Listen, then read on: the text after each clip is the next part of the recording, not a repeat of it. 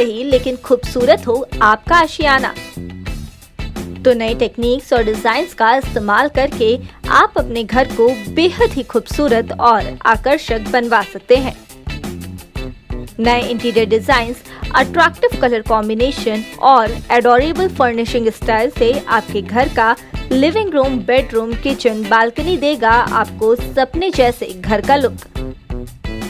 आप नहीं होना चाहते हैं अपने घर से बोर, तो कांटेक्ट कीजिए 9315138474 पर या फिर 9717378629 पर। वेबसाइट है www.citywide.co.in।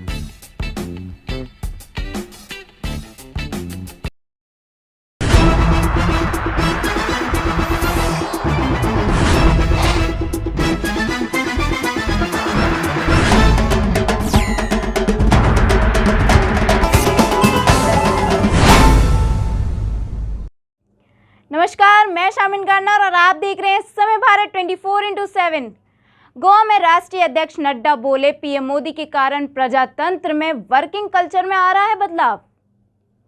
भाजपा के राष्ट्रीय अध्यक्ष जेपी नड्डा ने बुधवार को गोवा के पणजी में संकल्प रथ यात्रा को हरी झंडी दिखाकर रवाना किया। जेपी नड्डा ने गोवा में भाजपा सरकार के 10 साल का रिपोर्ट कार्ड लॉन्च कार्यक्रम में भी हिस्सा लिया। इस अवसर पर गोवा के मुख्यमंत्री प्रमोद सावंत भी मौजूद रहे। कार्यक्रम में नड्डा ने कहा कि प्रजातंत्र में वर्किंग कल्चर का बदलाव आ रहा है, ये पीएम मोदी के कारण आया है। 2014 से पहले केवल वोट बैंक की राजनीति मौजूद थी, जहां वोट हासिल करने के लिए समाज में एक वर्ग को ही बढ़ाया जाता था। साथ ही उन्होंने यह भी कहा कि पिछली सरकारों ने केवल अपने परिवारों के विकास और भ्रष्टाचार को बढ़ाने के लिए काम किया था। वहीं 2014 के बाद लोगों ने विकास की चर्चा की है। पिछली सरकारों ने सिर्फ मेवा खाने का काम किया है, जबकि मोदी जी और अटल जी ने सेवा करने का काम किया है। रिपोर्ट कार्ड लॉन्चिंग कार्यक्रम में बोलते हुए नड्डा ने कहा कि आप सभी के सहयोग के साथ हम आगे बढ़ते जाएंगे, लोग हमें देखते जाएंगे और हम कार्य करते जाएंगे। दयानंद सोशल सिक्योरिटी स्कीम के तहत हमारे यहाँ लगभग 1,36,000 हमारे लोगों को 2-2 हजार रुपए पहुंचाने का काम। उसी तरीके से ये जो हमारे यहाँ जनधन खाता खोला गया, 20 करोड़ बहनों को कोरोना के टाइम पर 2-2 हजार रुपए, 500 रुपए पहुंचाना 3 महीने के लिए, यह काम भी संभव हुआ है तो नरेंद्र मोदी जी की सरकार में हुआ। इसको भी हमको समझना चाहिए। विकास के दृष्टि से मैंने आपको पहले बताया, स्वच्छता का अभियान उठा लो, आप उज्ज्वला योजना उठा लो, आप सौभाग्य योजना उठा लो।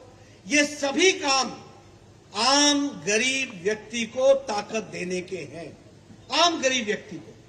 इसलिए भारतीय जनता पार्टी गरीब आदमी, वंचित, पीड़ित, जो पीछे रह गया है, जिसको सुविधाएं नहीं है, उसको सुविधा पहुंचाने का काम भारतीय जनता पार्टी की सरकार ने किया है। और इसके लिए आर्थिक मदद केंद्र ने की, मोदी जी ने की, और उसको जमीन पर उतारने का काम प्रमोद सावंत जी ने किया।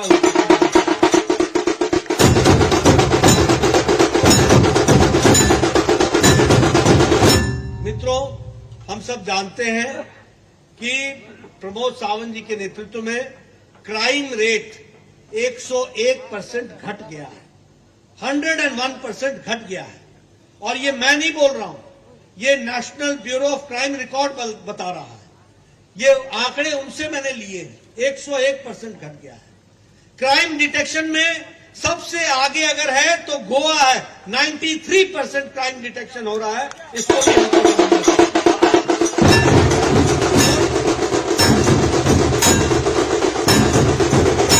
आज से 5-7 साल पहले आपके यहां साल भर में 25 लाख टूरिस्ट आते थे, आज 80 लाख टूरिस्ट आ रहे हैं। यह भी मैं बता देता हूं, सबसे बड़ा टूरिस्ट डेस्टिनेशन है, इसको भी हमको समझना चाहिए, यह भी हमको ध्यान में रखना चाहिए।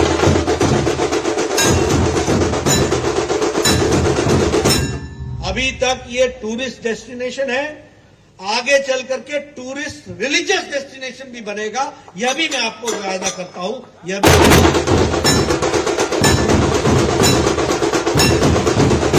मित्रों, अब मैं अगर बाबू कावलेकर जी की बात करूं तो जितना कम बोलूं, जितना ज्यादा बोलूं उतना ही कम है।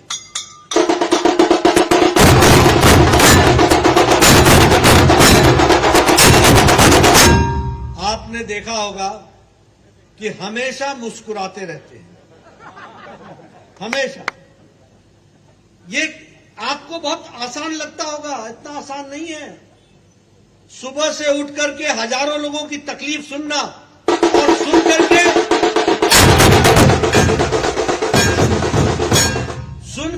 निवारण करना और उसके साथ साथ समाज में खुशी फैलाना, ये कोई बिरला ही कर सकता है। जो समाज सेवा से जुड़ा है वही कर सकता है, उसको हमको समझना चाहिए।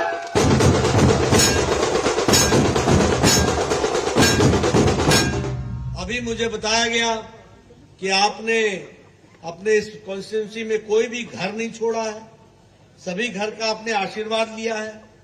और मैं समझता हूं शायद यही ताकत है, जिन्होंने आपको 5 घंटे तक यहां रोक के रखा है, यही ताकत उसमें से निकलती है।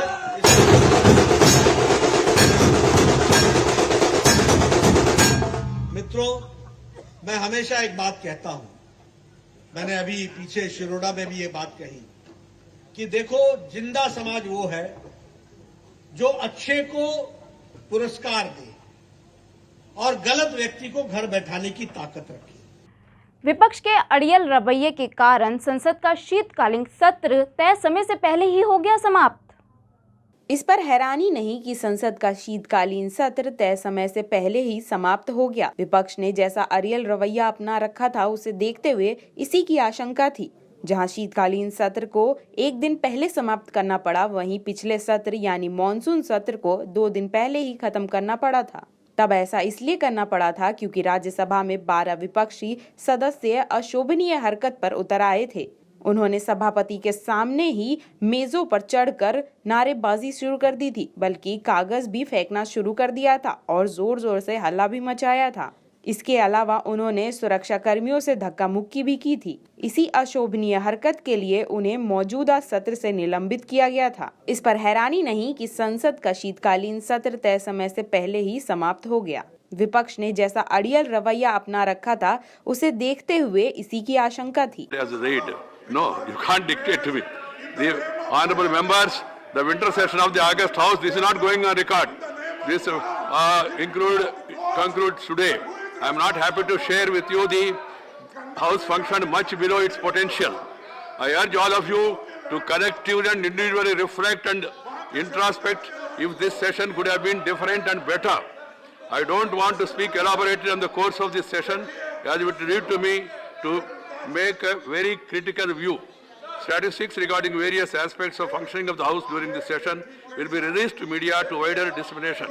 I wish you all Merry Christmas, happy, healthy and prosperous English New Year, and also realization of what has happened is wrong, and we should all work towards constructive, positive atmosphere for the larger interest of the country. My greetings for Sankranti, Pongal and other functions. Yeah, that's what I'm saying. Rulings, regulations and procedure, precedents, decency and decorum has to be maintained. The House is adjourned to meet at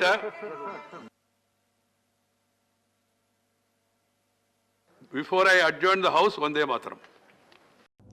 Rajya Sabha में सिर्फ 48% काम, सभापति नायडू नाराज, MP से बोले आत्मचिंतन करे।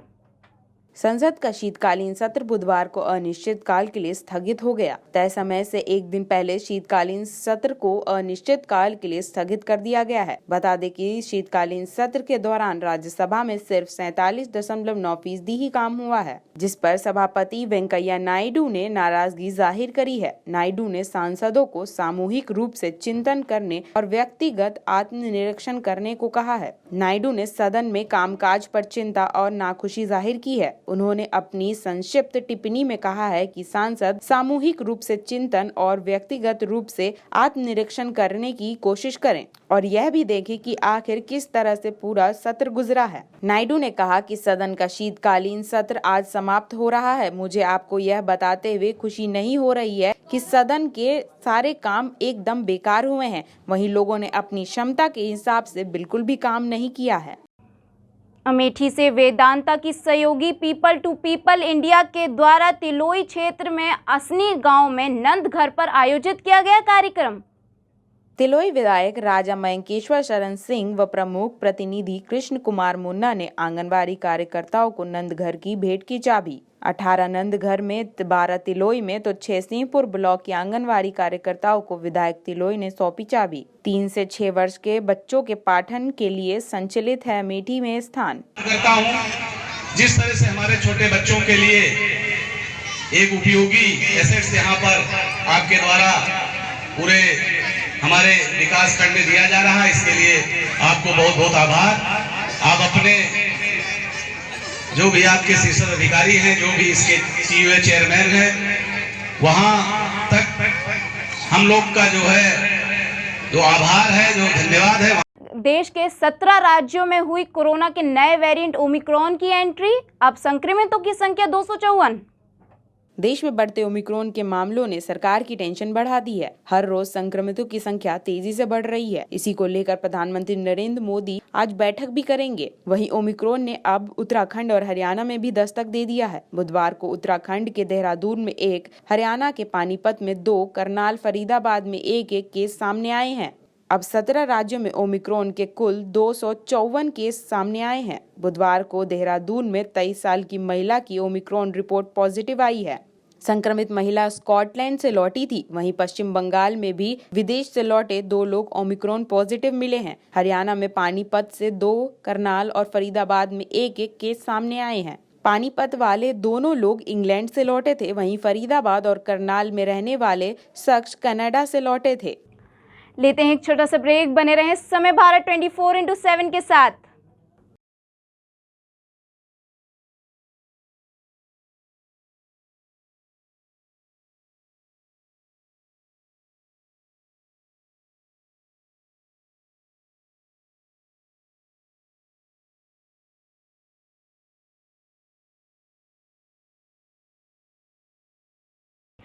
आम आदमी पार्टी के सांसद संजय सिंह ने भाजपा के विधायकों की संपत्ति पर साधा निशाना।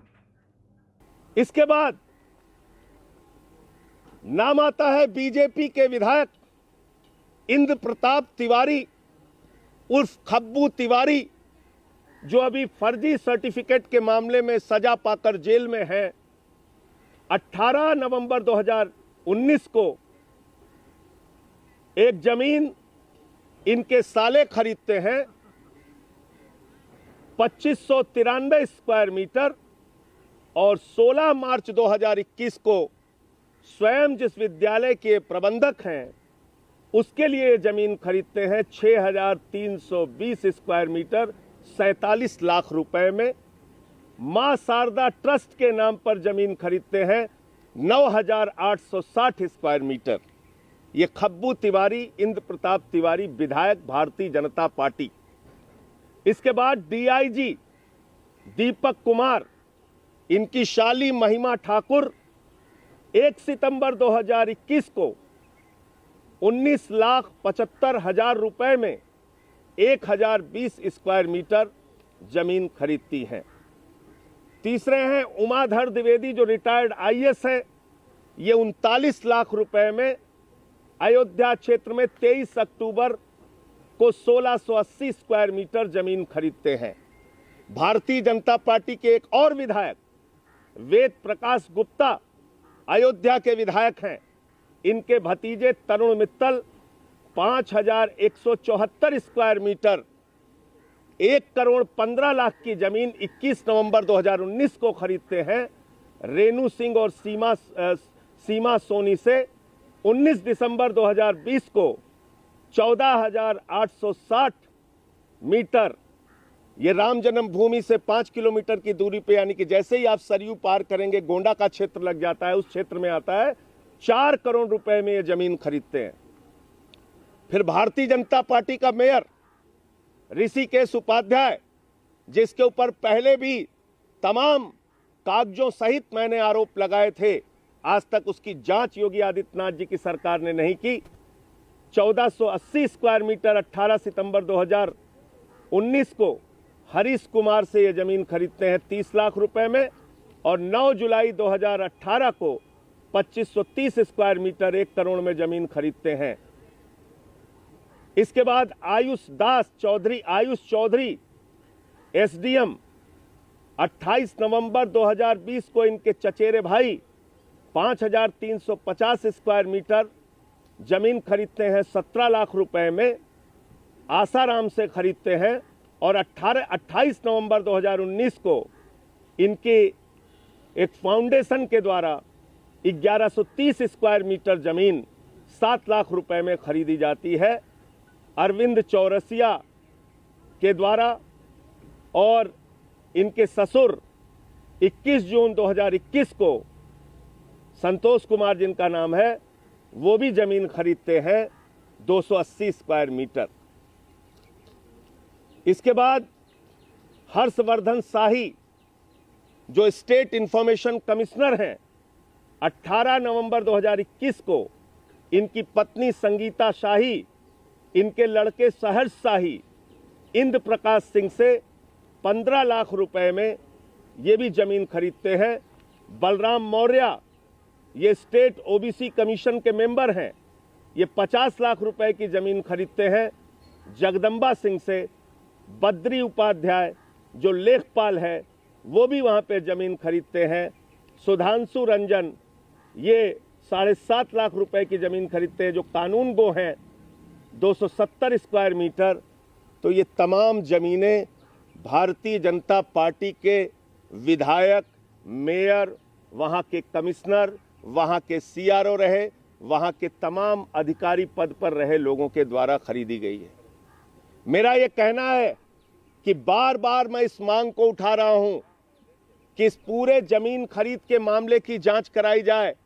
जिस प्रकार से 5 मिनट में 16.5 करोड़ रुपए ट्रस्ट के द्वारा जमीन खरीद के नाम पे कमाया गया, भ्रष्टाचार किया गया, उसकी जांच कराई जाए।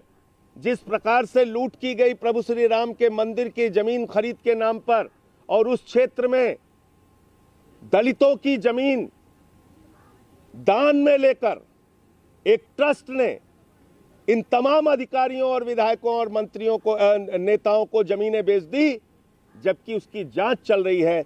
सीधा सीधा कॉन्फ्लिक्ट ऑफ इंटरेस्ट है, सीधा सीधा इसमें लेन देन का खेल है।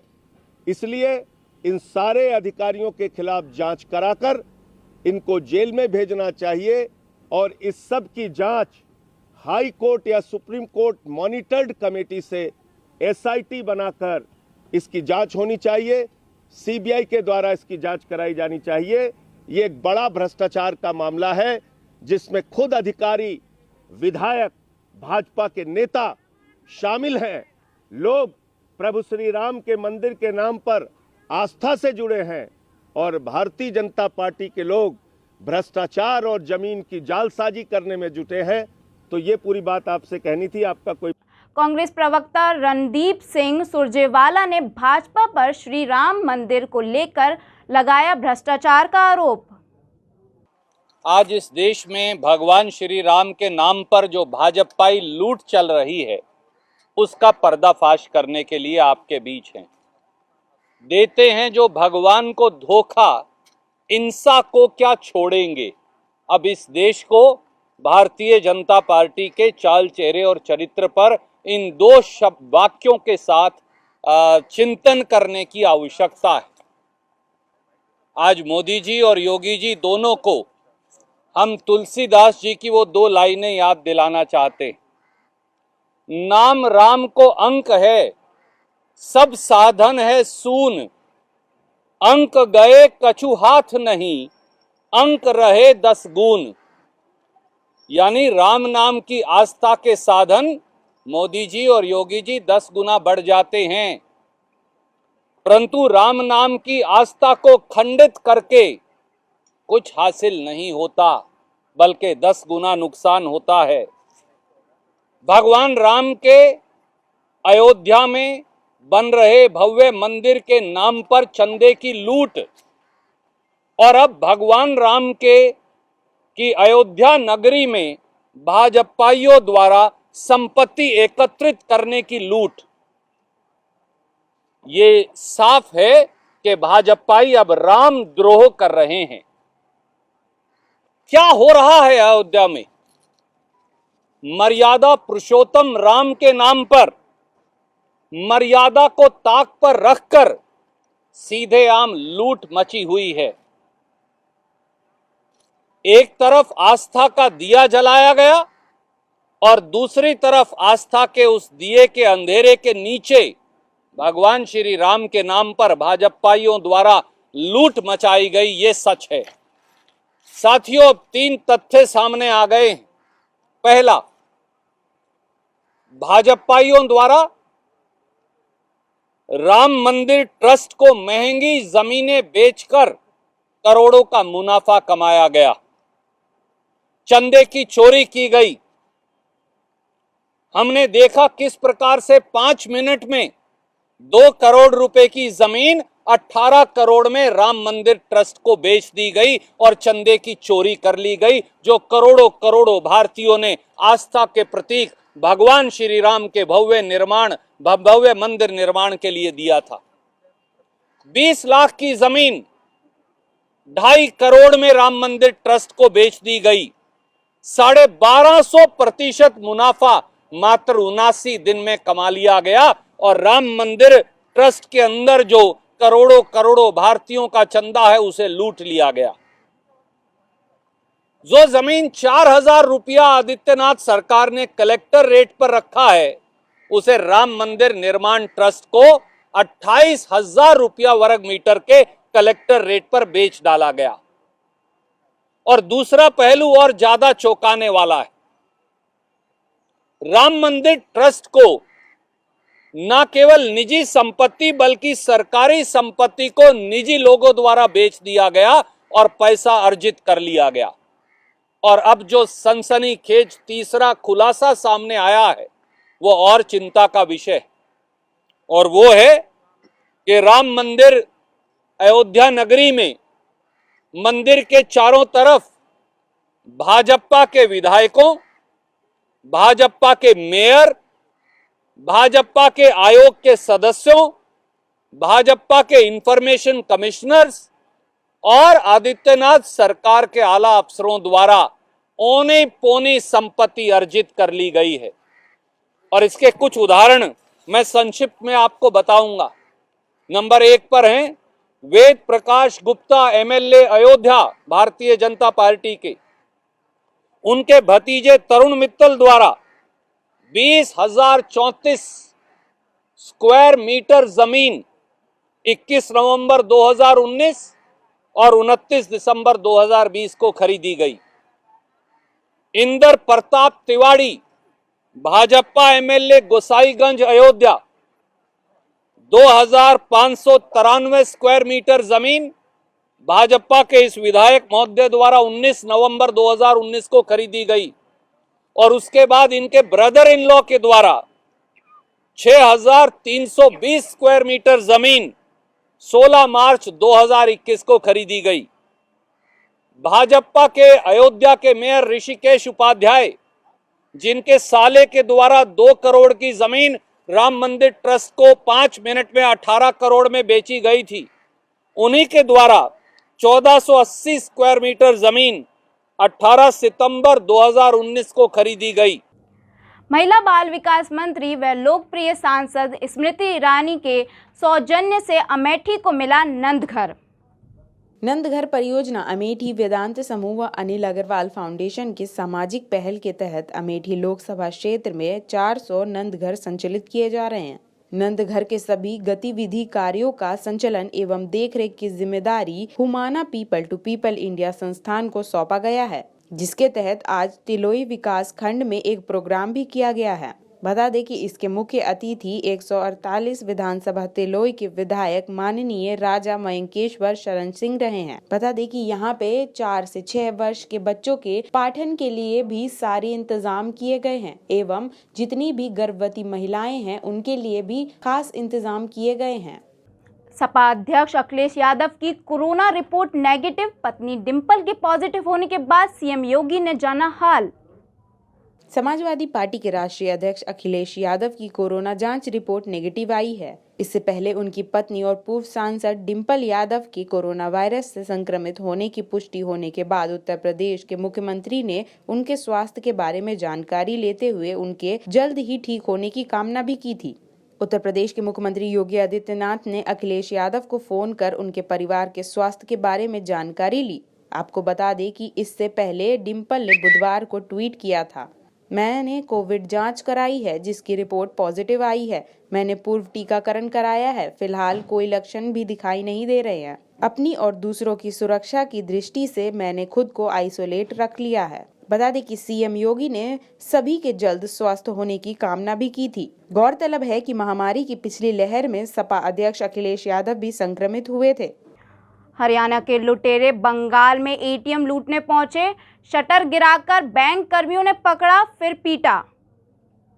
पश्चिम बंगाल के हुगली में 2 एटीएम लुटेरों को बैंक कर्मचारियों ने दिलेरी के साथ पकड़ लिया। इसके साथ साथ एटीएम के बाहर पहरा दे रहे उनके तीसरे चोर को भी उन्होंने दौड़ा कर पकड़ लिया। यह घटना हुगली जिले के दानकुनी थाना क्षेत्र की है। यहाँ पर कोटाई कोऑपरेटिव बैंक के एटीएम लूट करने की कोशिश करते समय 3 लोगों को पकड़ा गया। बता दें कि उन्हें फिर पुलिस के हवाले कर दिया गया। पुलिस ने जाँच के बाद बताया कि यह तीनों हरियाणा राज्य के एटीएम लुटेरे गिरोह के हैं। उन्होंने यह भी बताया कि इन्होंने पिछले दिन भी हुगली जिले में 2 जगह पर चोरी करने की कोशिश की थी। बता दें कि घटना के समय एटीएम में लगे सीसीटीवी कैमरे की तस्वीरों को जब बैंक कर्मचारियों ने बैंक के कंट्रोल रूम में देखा तो उन्होंने देखा कि कुछ 2 व्यक्ति आधे घंटे से एक एटीएम के पास खड़े हैं। उन्हें जब यह संदेह हुआ कि वह आम नागरिक नहीं हैं बल्कि चोर हैं तो वह बैंक के अंदर गए और उसके बाद उन्होंने उन दोनों को धर दबोचा। इसी तरह उनका तीसरा साथी जो कि गेट पर बैठा था उन्हें भी उन्होंने भगा कर पकड़ लिया।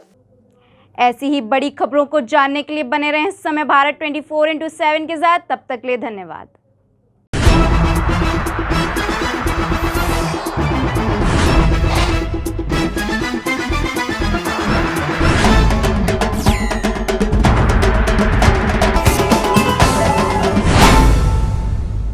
2022 के चुनावी अखाड़े का हो चला है आगाज। 5 राज्यों के इस महासंग्राम में बह चला है रणनीतियों का सैलाब। समय भारत 24/7 जल्द ला रहा है नया शो जिसका नाम है आगामी चुनाव ने दी दस्तक, तो क्यों बदल रही है नेताजी की चाल।